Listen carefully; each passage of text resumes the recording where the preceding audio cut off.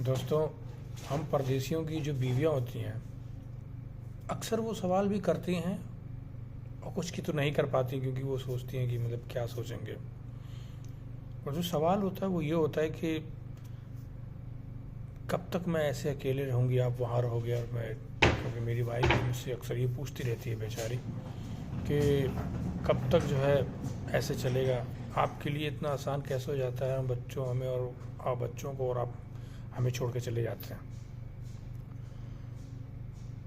और मैं कहता हूँ कि ये सब तुम्हारे लिए तो कर रहा हूँ मैं।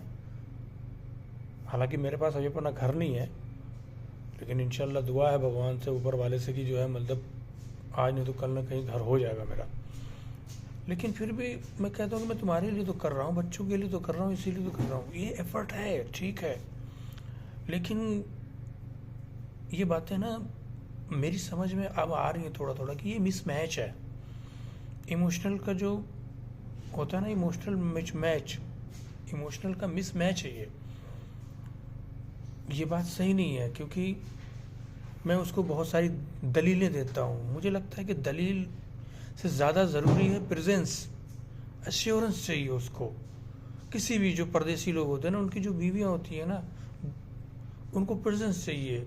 इमोशनल नीड्स जो होती हैं, हम तो छोड़कर चले आते हैं, और बीवियाँ कितनी मजबूत होती हैं जो अपने शौहरों के बगैर रहती हैं और अपने बच्चों में अपनी दुनिया खोजती रहती हैं, और दुआ सलामती की हमेशा दुआ मांगती रहती हैं कि मतलब हमारा कहीं भी रहे, खुश व खुर्रम रहे और हेल्दी रहे, और कुछ तो नहीं चाहिए। और मुझे लगता है कि हम विदेश में और प्रदेश में रहकर ये चीज़ें कि यार हम कमा कर तुम्हें दे रहे हैं, तुम्हारी ज़रूरतों को पूरा कर रहे हैं, यही प्रूफ तो है। ये देखो कमा कर तुम्हारे लिए भेज रहे हैं, गोल्ड भेज रहे हैं, पैसे भेज रहे हैं, तुम अपनी ज़रूरतें पूरी कर रहे हो, प्रूफ तो है। प्यार प्रूफ नहीं मांगता। मुझे लगता है कि प्यार जो है वो अंडरस्टैंडिंग मांगता है,